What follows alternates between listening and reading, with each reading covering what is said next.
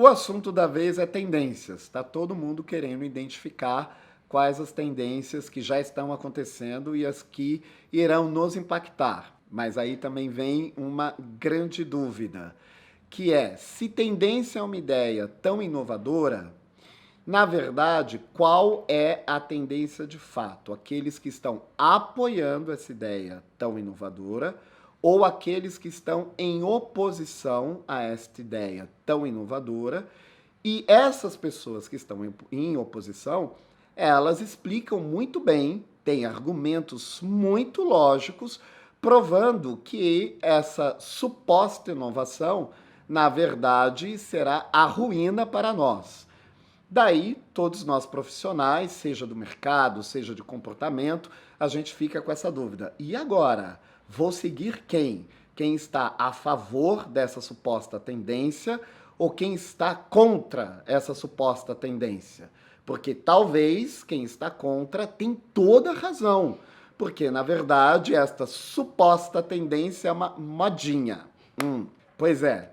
Eis a pergunta, né? E vamos então à resposta. É bem fácil da gente resolver isso. Fácil demais.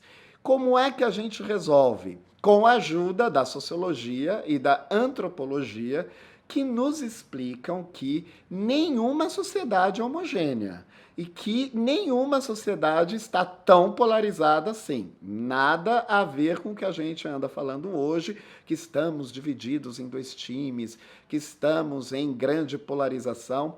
Calma aí. E também a gente se acha o moderninho da vez. A sociologia diz que não, nós não somos o moderninho da vez, porque nós, seres humanos, somos contraditórios. E a sociedade, como é uma expressão nossa, também é contraditória. Pera, que isso tudo tem a ver para a gente identificar o que é uma tendência e o que seria uma contratendência. Isso tem a ver que a sociologia diz que nós, seres sociais, seres humanos, quando vivemos em sociedade, nós carregamos 3 narrativas.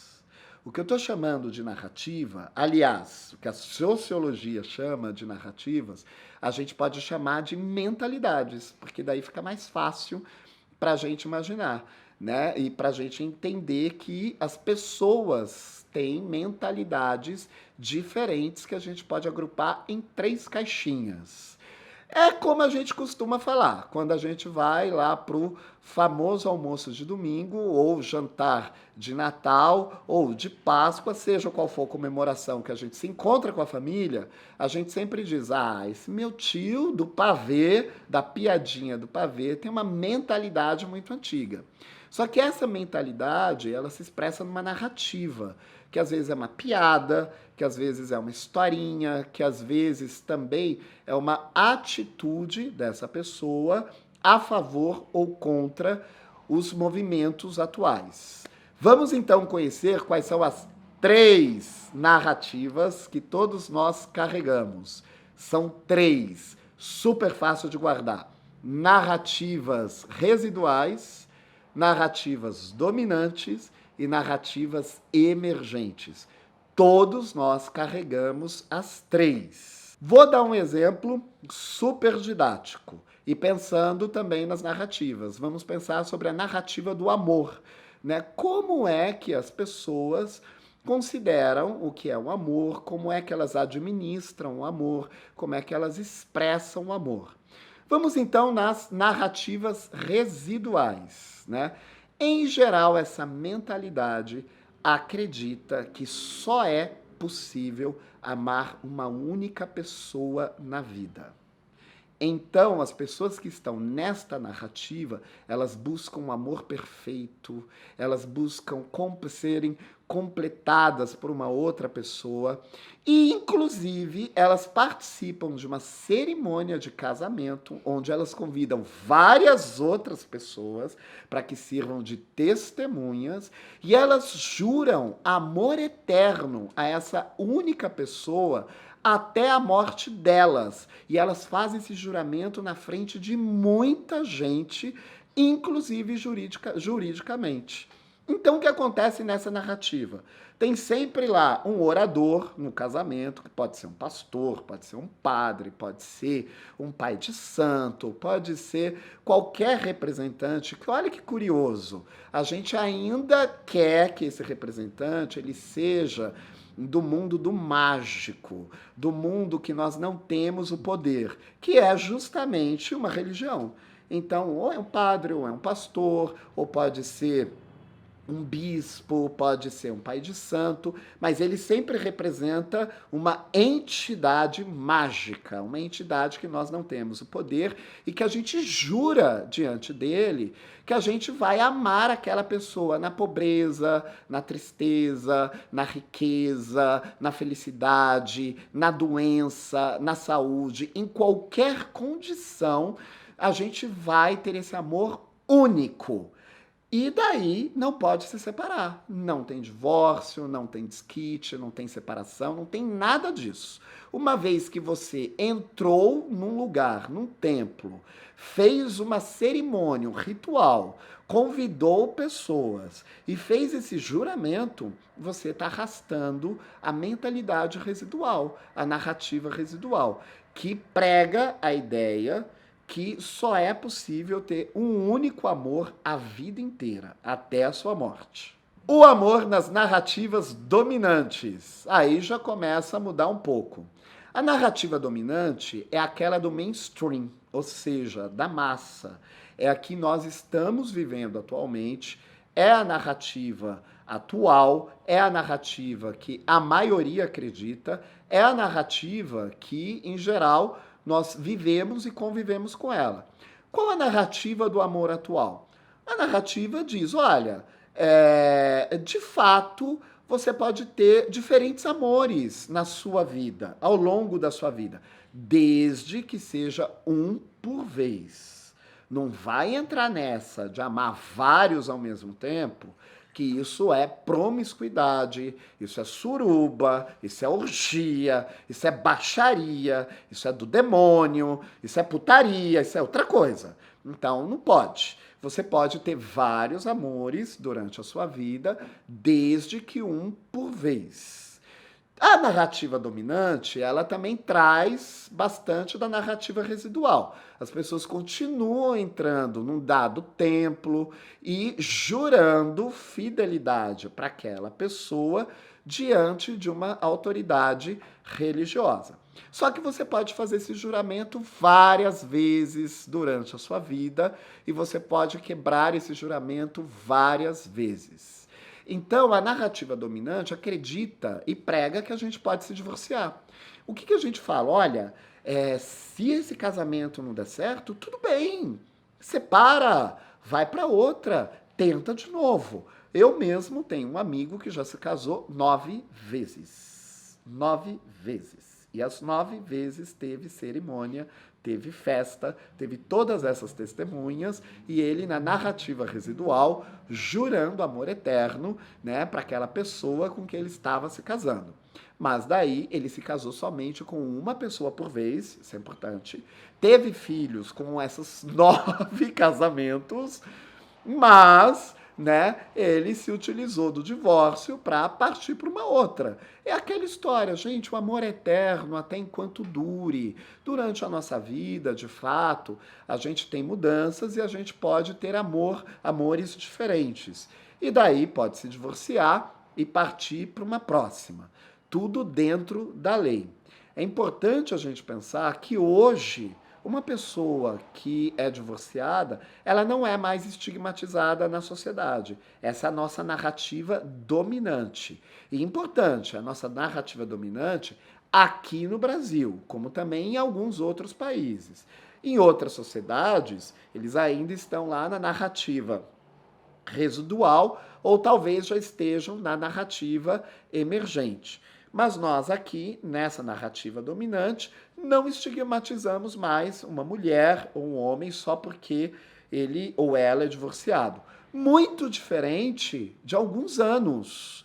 Nas décadas de 50, nas décadas de 60, era impraticável um casal se divorciar, até porque nem tinha lei do divórcio. A mulher não podia se separar e quando ela era separada, quando ela estava numa segunda relação, ela era totalmente estigmatizada. Eu lembro, quando eu estudei no colégio, década de 70, década de 80, ainda existia aquele estigma com os filhos de pais separados. Muito cuidado com eles. Eles têm problemas.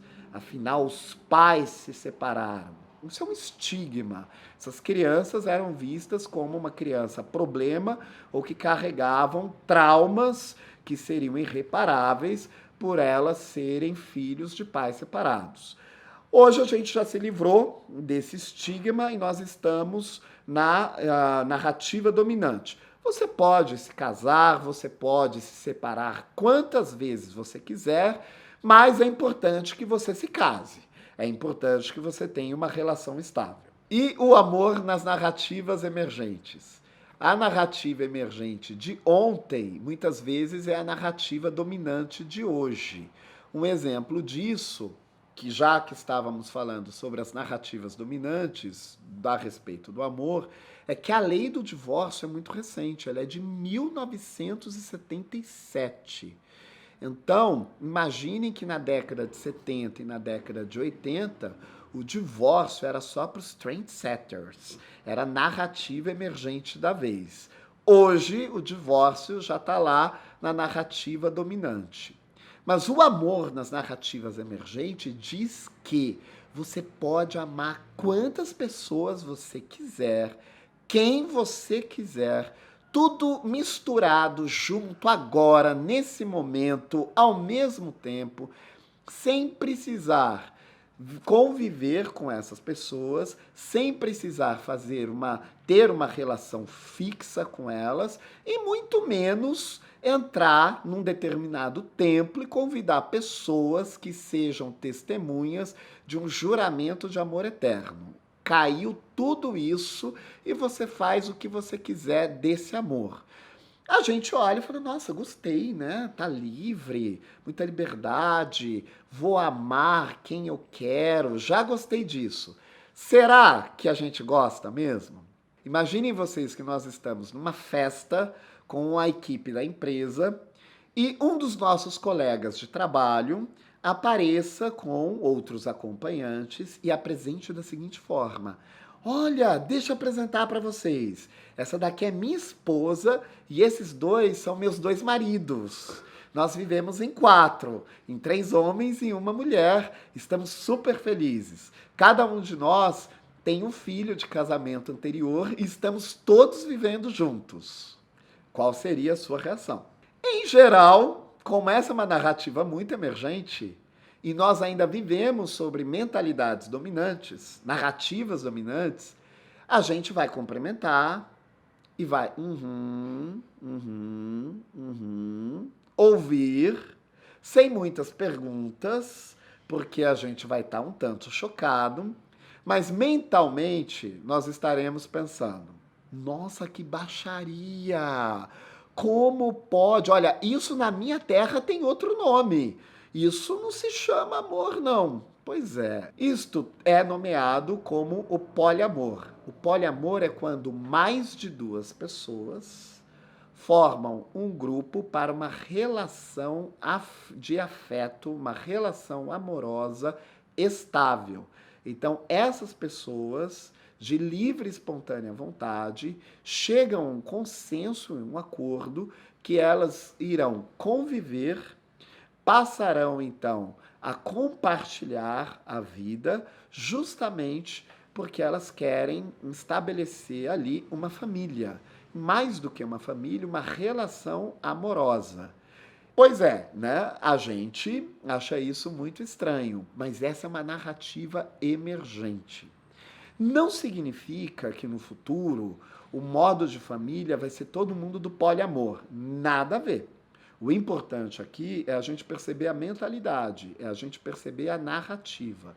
Que o amor, então, está livre das regras de apenas uma pessoa a vida toda, que é a narrativa residual, Como também o amor nessa narrativa emergente, ele está livre da ideia da narrativa dominante, que diz que você pode amar várias pessoas ao longo da sua vida, mas somente uma pessoa por vez. Na narrativa emergente, a gente pode ter vários amores, a gente pode amar várias pessoas com a mesma intensidade, com a mesma verdade, com a mesma sinceridade ao mesmo tempo. Então vejam só, são 3 narrativas. As narrativas residuais, dominantes e emergentes. Se a gente começar a exercitar a respeito de mobilidade urbana, quais são as narrativas residuais, dominantes e emergentes? A respeito de ter uma residência fixa, quais são as narrativas residuais, dominantes e emergentes? A respeito da administração ou de gestão de uma marca, quais são as narrativas residuais, dominantes e emergentes? Então a gente vai conseguir compreender que nós, seres humanos, a gente carrega dentro de nós essas 3 narrativas. Mas tem algo libertador. A gente pode escolher com qual narrativa a gente vai ficar. A gente pode escolher com qual narrativa a gente vai gostar mais, para qual narrativa a gente vai se converter, para qual narrativa a gente vai ser um seguidor. Pense nisso. Qual será das narrativas que você, de fato, tem abraçado? As narrativas residuais, as narrativas dominantes ou as narrativas emergentes? E para vários assuntos hoje que estão em discussão, a gente pode pensar nesse aspecto. Emancipação feminina, racismo, empoderamento das pessoas negras, empoderamento das pessoas LGBTs, inclusão da diversidade, empoderamento das pessoas com deficiência, marcas e causas. São os mais diversos temas que a gente verifica que não há um consenso atual, porque tem pessoas que estão sendo guiadas pelas mentalidades ou narrativas residuais, outras que estão sendo guiadas pelas narrativas dominantes, que em geral é a maioria. Como também a maioria das empresas, a maioria dos gestores resiste às tendências porque eles estão nas narrativas dominantes. E tem aquela minoria, aqueles poucos que já estão abraçando as narrativas emergentes. Pense nisso e pense em qual narrativa você de fato está abraçando e qual narrativa você de fato está acreditando. 3 narrativas, hein? Residuais, dominantes e emergentes. Então temos 3 narrativas, muito fácil de lembrar. Narrativas residuais, dominantes e emergentes. Qual narrativa que você está? Qual é a narrativa que você mais enfrenta desafios, que você mais enfrenta problemas no seu dia a dia? Deixa aqui embaixo os seus comentários. Se quiser enviar perguntas também para entender quais seriam as narrativas, por exemplo, do futuro da saúde. Qual seria uma narrativa emergente? Qual seria a narrativa dominante? Qual é a narrativa residual? Mande aqui para mim, aqui embaixo, né? E aproveita, dê o seu like se você gostou das narrativas e foi um conteúdo útil para você. Compartilhe, porque compartilhar o que é legal é um ato de generosidade e de humanismo.